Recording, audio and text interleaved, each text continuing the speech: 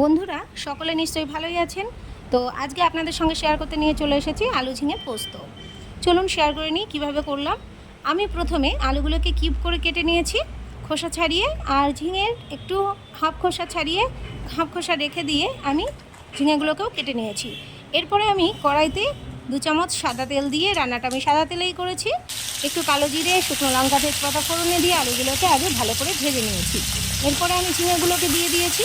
আলু আর ঝিঙে ভালো করে ভাজা হয়ে গেলে আমি দিয়ে দিয়েছি স্বাদ অনুযায়ী লবণ, পরিমাণ মতো হলুদ, আর দিয়ে দিয়েছি পেস্ট করে রাখা পোস্ত, চারমগজ আর 2টো কাঁচা লঙ্কা।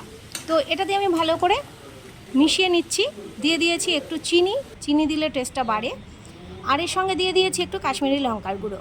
এরপরে আমি ভালো করে কষিয়ে নিয়ে একটু জল দিয়ে দিয়েছি, কারণ আলুতে জল টেনে নেয়, তাই একটু থকথকা করে তারপরে নামিয়ে নিয়েছি।